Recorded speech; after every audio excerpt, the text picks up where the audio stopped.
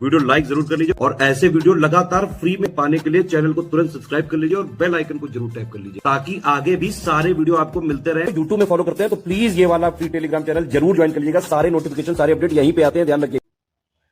नमस्कार दोस्तों, exam preparation के यूट्यूब चैनल पर एक बार फिर से आप सभी का मैं प्रियंका बहुत बहुत स्वागत करती हूँ।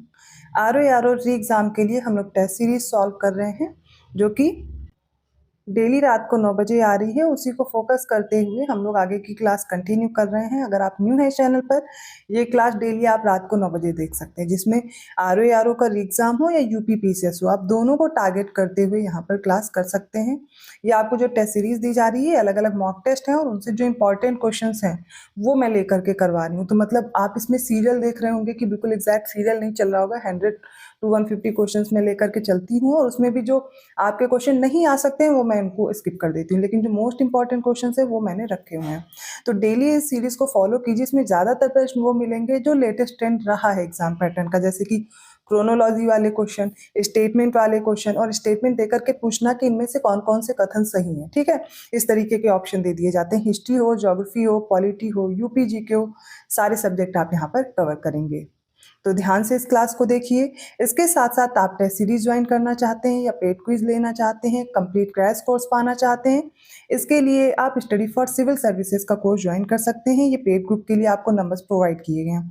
व्हाट्सएप मैसेज के थ्रू या कॉल करके आप जानकारी ले सकते हैं। कोशिश कीजिए अभी जो आप पढ़ रहे हैं उसको रिवाइज कीजिए, साथ में अच्छे से प्रैक्टिस कीजिए। और प्रैक्टिस के लिए आपको टेस्ट सीरीज अवेलेबल कराई जा रही है, जो कि आपको पता है जो अभी लेटेस्ट ट्रेंड रहा है यूपीपीएससी का और बदलता जा रहा है, तो उसके अकॉर्डिंग आप खुद को तैयार कीजिए। आप वही पैटर्न फॉलो कीजिए, ना कि आप अलग से ऐसा कंटेंट पढ़ रहे हो जो आपके एग्जाम के लिए इंपॉर्टेंट भी ना हो और आपका टाइम वेस्ट हो जाए। ठीक है, तो आपको अब इतना पता होगा, आप एग्जाम देते हुए इतना समझ गए होंगे कि आपको कैसा ट्रेंड और पैटर्न रहा है और कैसे आपको कंटेंट अपना चूज करना है। ठीक है, इसके अलावा मैं जानकारी देना चाहूँगी, अगर आप कोर्स लेना चाहते हैं स्टडी फॉर सिविल सर्विसेज का तो ऐप डाउनलोड कर लीजिए। ऐप से आपको कोर्स मिल जाएगा जिससे आप आसानी से परचेज कर पाएंगे और ज्ञान सर कूपन कोड अप्लाई करेंगे तो डिस्काउंट भी मिल जाएगा। जरूरी नहीं है आप कोर्स ही परचेज कर रहे हैं तभी आप तैयारी कर सकते हैं।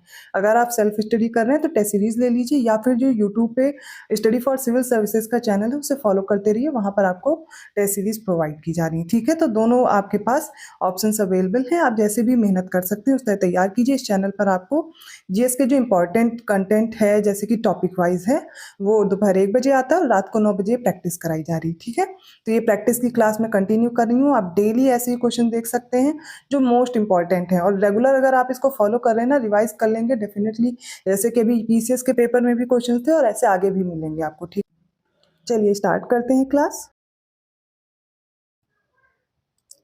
फर्स्ट क्वेश्चन देखिए, मैच करना है लिस्ट ए को लिस्ट 2 से। इसमें सबसे पहले है methane, nitrogen oxide, sulphur oxide और कार्बन डाइऑक्साइड। ये किससे रिलेटेड है? श्वसन, ज्वालामुखी, आर्द्रभूमियां और बिजली का चमकना। इसका राइट आंसर देखते हैं तो मीथेन। मीथेन किससे रिलेटेड है? आर्द्रभूमियों से। तो आर्द्रभूमियों से मीथेन क्या होती है? उत्सर्जित होती है। नाइट्रोजन ऑक्साइड ये देखिए किससे रिलेटेड है? बिजली के चमकने से। सल्फर ऑक्साइड ये रिलेटेड है ज्वालामुखी से। और कार्बन डाइऑक्साइड श्वसन के पश्चात उत्सर्जित होती है या निकलती है। तो इसका राइट आंसर क्या होगा? Option D, 3 4 2 1। सेकेंड क्वेश्चन देखिए, निम्नलिखित में से कौन सा जोड़ा सुमेलित है? तो इकोलॉजी टर्म किसने दिया? अर्नेस्ट हैकल ने। इकोसिस्टम आर्थर टांसले ने। बायोडाइवर्सिटी वॉल्टर जी रोजन ने। और बायोम को ईपी ओडम ने। बताइए कौन सा इसमें से सुमेलित नहीं है? इसका करेक्ट आंसर हो जाएगा ऑप्शन डी, ये इनकरेक्ट है, बाकी सारे सही हैं। थर्ड क्वेश्चन देखिए, इलाहाबाद से पहले उत्तर प्रदेश उच्च न्यायालय की स्थापना किस स्थान पर की गई थी? आगरा, मेरठ, फैजाबाद और कानपुर में से बताना है। इसका देखिए करेक्ट आंसर हो जाएगा ऑप्शन ए, आगरा में। तो उत्तर प्रदेश का जो हाईकोर्ट है वो 1866 में आगरा में स्थापित किया गया था। बाद में इसको 1869 में कहां पर ट्रांसफर किया गया? तो इलाहाबाद में। फोर्थ क्वेश्चन देखिए, जुलाई 1937 में कांग्रेस ने निम्नलिखित में से किस प्रांत में अपना मंत्रिमंडल बनाया था? असम, उत्तर पश्चिमी प्रांत, बंगाल और पंजाब में से बताना है। इसका राइट आंसर होगा ऑप्शन सी, फर्स्ट और सेकेंड, असम और उत्तर पश्चिमी प्रांत में। तो जुलाई 1937 में कांग्रेस ने 6 प्रांतों में अपने मंत्रिमंडल का गठन किया था। कहां कहां पर? तो याद कर लीजिए, मद्रास, बॉम्बे, मध्य भारत, उड़ीसा, बिहार और संयुक्त प्रांत। बाद में कांग्रेस ने क्षेत्रीय दलों के साथ गठबंधन किया था, फिर असम और उत्तर पश्चिमी प्रांत में भी अपना मंत्रिमंडल गठित किया था। अब बात करते हैं कहाँ पर नहीं इन्होंने अपने प्रांत नहीं बनाए थे, तो सिंध, बंगाल, पंजाब इनको छोड़ करके, ठीक है। तो सिंध, बंगाल और पंजाब को छोड़कर ये 8 प्रांतों में इनकी सत्ता उभरी थी। फिफ्थ क्वेश्चन है which of the following bacteria does not fix atmospheric nitrogen in the soil. तो कौन सा जीवाणु है जो वायुमंडलीय नाइट्रोजन को मिट्टी में स्थिर नहीं करता? नॉस्टॉक, राइजोबियम, ऑसिलेटोरिया और बिफिडोबैक्टीरिया। इसका राइट आंसर होगा ऑप्शन डी है बिफिडोबैक्टीरिया। देखिए जैविक उर्वरकों को मुख्य स्रोत जो बैक्टीरिया, कवक और साइनोबैक्टीरिया जिसे ब्लू ग्रीन एल्गी बोलते हैं, ठीक है, साइनोबैक्टीरिया, इनसे होता है। तो मिट्टी में नाइट्रोजन स्थिरीकरण करने में कौन कौन से बैक्टीरिया आते हैं? तो नॉस्टॉक है, राइजोबियम है, ऑसिलेटोरिया है, एनाबीना है, एजोस्पिरिलम है, एजोरोबैक्टर भी आता है। अब ये जो बिफिडोबैक्टीरिया ये क्या है? तो एक प्रोबायोटिक नामक बैक्टीरिया का एक समूह होता है जो आमतौर पर हमारी आंत और पेट में रहता है, और ये क्या करता है? जो डाइजेशन है, पाचन है, इसमें मदद करता है, और जो हार्मफुल बैक्टीरिया है या हानिकारक बैक्टीरिया है उनको दूर रखता है। तो याद रखिएगा। सिक्स्थ क्वेश्चन देखते हैं, निम्नलिखित में से कौन सा कथन सही नहीं है, बताना है। तो कार्बोहाइड्रेट का डाइजेशन बोला गया है हमारे मुंह से शुरू हो जाता है, प्रोटीन का पाचन पेट से शुरू हो जाता है, लिपिड का पाचन छोटी आंत में होता है और वसा मुख्य रूप से यकृत में पचता है। तो देखिए इसका करेक्ट आंसर क्या होगा? ऑप्शन डी, मतलब वसा, फैट लीवर में क्यों डाइजेस्ट होगा? खुद ही सोचिए, जब हमारे पास क्या पाचन तंत्र है और उसमें आपने पढ़ा है ये ग्लैंड है, यहाँ पर नहीं होता, तो कहाँ पर होता है? फैट, या फिर आप देख रहे हैं फैट का डाइजेशन कहाँ होगा? तो स्मॉल इंटेस्टाइन में होगा, यहाँ पर लीवर का कोई फंक्शन नहीं है। सेवेंथ क्वेश्चन देखिए, ब्लू बेबी सिंड्रोम किसके कारण होता है? इजी क्वेश्चन है साइंस के और ये रिपीट होते हैं क्वेश्चन, तो ये तैयार कर लेने हैं आपको। तो ब्लू बेबी सिंड्रोम किसकी वजह से होता है? रेडियो एक्टिव पॉल्यूशन की वजह से, सॉइल पॉल्यूशन, वाटर पॉल्यूशन या लाइट पॉल्यूशन? तो ये होता है ऑप्शन सी, जल प्रदूषण की वजह से, ठीक है। तो याद रखिएगा किसकी वजह से होता है? तो ये जो वाटर जो प्रदूषित हो जाता है, पॉल्यूटेड हो जाता है नाइट्रेट की वजह से, तो दूषित पानी की वजह से क्या होता है? ब्लू बेबी सिंड्रोम होता है। तो याद रखिएगा ऑप्शन सी करेक्ट है। 8th क्वेश्चन देखते हैं, निम्नलिखित में से किसने एंटी सर्कुलर सोसाइटी की स्थापना की थी? सुभाष चंद्र बोस, सचिंद्र प्रसाद बोस, लियाकत अली खान, मौलाना अबुल कलाम आजाद। तो एंटी सर्कुलर सोसाइटी की स्थापना किसने की थी? सचिंद्र प्रसाद बोस ने। कब की थी? 1905 में की थी, ऑप्शन बी करेक्ट है। एंटी सर्कुलर सोसाइटी कार्लाइल आदेश के खिलाफ थी। सर्कुलर के मुताबिक क्या था? अगर कोई कॉलेज सरकारी आदेश का उल्लंघन करता है तो छात्र शिक्षण संस्थान छोड़ देता है, तो सरकार की ओर से संस्थान की कोई सहायता उसको कभी नहीं दी जाएगी, ठीक है। इसका राइट आंसर ऑप्शन बी है। 9th क्वेश्चन देखिए, उत्तर प्रदेश में आजादी के बाद पहली बार विधानसभा का गठन पूछा गया है किस वर्ष हुआ था? 1952, 1949, 1956 या 1950? राइट आंसर 1952, ऑप्शन है। उत्तर प्रदेश में विधान परिषद की जो स्थापना है कब हुई? 1937 में हुई थी। तो सर सीताराम इसके पहले अध्यक्ष थे, याद रखिएगा। और इसके कुल सदस्य संख्या कितनी थी? तो 100 थी। 10th क्वेश्चन है, which of the following is correctly matched. तो आपको डिसकंटिन्यूटी दी गई है, जो हमारे अर्थ का स्ट्रक्चर है, इंटरनल स्ट्रक्चर है, उससे पूछा गया है। मोहो डिसकंटिन्यूटी अपर क्रस्ट और लोअर क्रस्ट के बीच। लेमैन डिसकंटिन्यूटी बाहरी कोर जो आउटर कोर है और इनर कोर के बीच। फिर है कोनरॉड असंतता जिसे बोलते हैं कोनरॉड डिसकंटिन्यूटी, निचला क्रस्ट और ऊपरी मेंटल के बीच है। और गटनबर्ग डिसकंटिन्यूटी किसके बीच? अपर मेंटल और लोअर मेंटल के बीच। बताइए कौन सा इसमें से सही है, मतलब बाकी के 3 गलत हैं। राइट आंसर क्या होगा? Option B. जो लेमैन डिसकंटिन्यूटी है वो किसके किसके बीच? आउटर कोर और इनर कोर के बीच होता है, ठीक है, याद रहेगा, ठीक है। इसके अलावा देखते हैं कोनरॉड किसके किसके बीच है? कोनरॉड होता है अपर क्रस्ट और लोअर क्रस्ट के बीच। तो अपर क्रस्ट और लोअर क्रस्ट के बीच कौन सा हो जाएगा? कोनरॉड। फिर मोहो याद कर लीजिए, मोहो किसके बीच है? निचला क्रस्ट और ऊपरी मेंटल। तो ये रहा अपर क्रस्ट और माफ कीजिएगा, लोअर क्रस्ट और अपर मेंटल के बीच।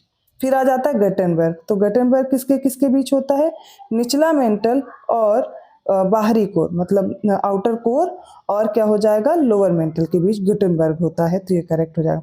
तो फिर आपको याद ये करना होगा, तो ऊपरी मेंटल और निचले मेंटल के बीच कौन सी होती है? तो याद रखिएगा यहाँ पर हो जाएगा रैपिटी, ठीक है, रैपिटी डिसकंटिन्यूटी, याद रहेगा। बाकी आपका करेक्ट क्या है? ऑप्शन बी हो जाएगा। लेमाइन किसके किसके बीच है? तो बाहरी कोर और आंतरिक कोर के बीच। 11वां क्वेश्चन देखें। अगर कोई कंफ्यूजन रह जाता है, आपको क्वेश्चन क्लियर नहीं होता है, तो आप बताइएगा, मैं इसको आपको अलग से समझा के बता दूंगी। जैसे कि ये कोर है और आपको पता होना चाहिए आउटर कोर होता है, फिर आपको सबसे पहले क्रस्ट होगा, ठीक है, क्रस्ट के बाद आउटर क्रस्ट और लोअर क्रस्ट है, फिर मेंटल वाला लेयर आता है, फिर कोर आता है। तो ये ऐसे मैं आपको बता दूंगी। अगर आपको नहीं समझ में आ रहा, अगर आपने पढ़ा हुआ तो कोई दिक्कत नहीं है, कमेंट करके आप बताइएगा, मैं उसी के अकॉर्डिंग आपको समझाती चलूंगी।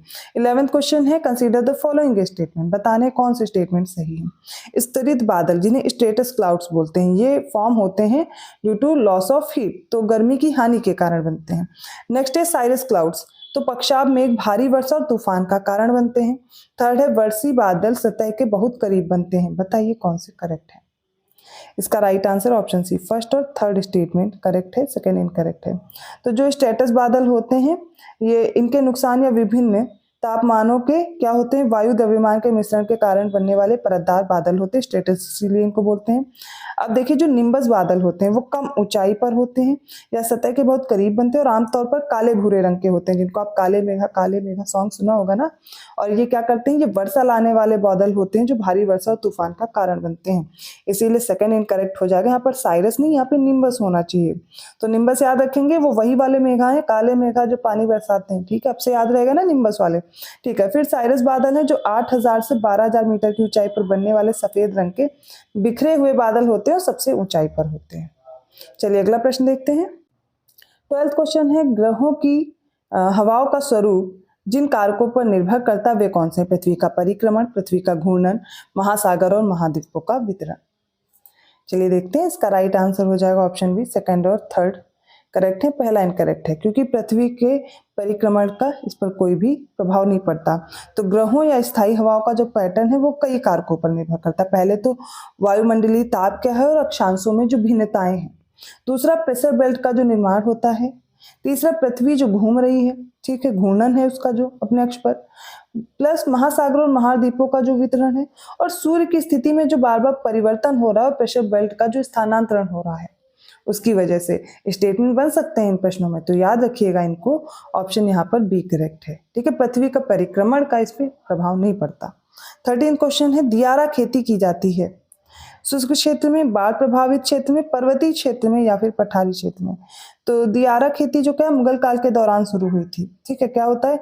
बाढ़ का स्तर कम होने के बाद नदियों के किनारे फसल उगाने की एक तरह की तकनीक होती है और ये बाढ़ प्रभावित क्षेत्र में होती है। ऑप्शन बी करेक्ट होगा।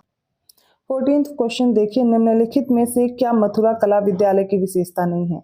बुद्ध के सिर के चारों ओर प्रभामंडल, सिंहासन की उपस्थिति, बुद्ध पद्मासन में बैठे हैं या बुद्ध के लंबे और लहराते बाल। देखते हैं क्या करेक्ट है। राइट आंसर इसका ऑप्शन डी। तो ये विशेषता नहीं है, बुद्ध के काले लंबे बाल। इसके अलावा आप देखेंगे मथुरा स्कूल ऑफ आर्ट में बुद्ध मूर्ति कला की विशेषताएं कुछ अलग है, जैसे कि मुस्कुराते हुए बुद्धा, ठीक है, और फिर मुड़ा हुआ सिर और चेहरा उनका, पद्मासन में बैठे हुए बुद्ध, है ना, ये याद रखिएगा। और जो शरीर के जो सिर है, सिर के चारों प्रभामंडल में बैठे हुए जैसे बने होते नहीं, खड़े और बैठे दोनों स्थिति में बुद्ध के सिर के चारों जो प्रभामंडल बना होता है, ये सारी विशेषता है किसकी? मथुरा कला की। लेकिन गांधार कला विद्यालय में आप देखेंगे लंबे लहराते बाल मिलेंगे, दाढ़ी वाले बुद्ध मिलेंगे, आध्यात्मिक और कम अलंकरण मिलेगा, ठीक है, खुली आंखें मिलेंगी। ये सब किसके हैं? गांधार कला विद्यालय के, याद रहेगा। चलिए 15वां क्वेश्चन देखते हैं। भूकंप के संबंध में निम्नलिखित कथनों पर विचार करें। पहला, जो प्राइमरी वेव्स हैं, प्राथमिक तरंगें सबसे पहले सतह पर आती हैं। सेकंड है, जो प्राइमरी वेव्स हैं वो ट्रेवल कर सकती हैं ठोस, तरल, गैस तीनों में। और जो प्राइमरी वेव्स होती हैं, तरंगें हैं, सर्वाधिक विनाशकारी होती हैं। कौन सा करेक्ट है? देखिए, पहला और दूसरा कथन सही है, क्योंकि जब भूकंप जहाँ से ओरिजिन होता है, ठीक है, ये जो इसका अधिकेंद्र है, यहाँ से सबसे पहले कहाँ फील होता है? तो सरफेस पर। तो यहाँ पर प्राइमरी वेव्स बनती हैं और ये सारे मीडियम में ट्रेवल कर सकती हैं, ठोस, द्रव, गैस, ये याद रखिएगा।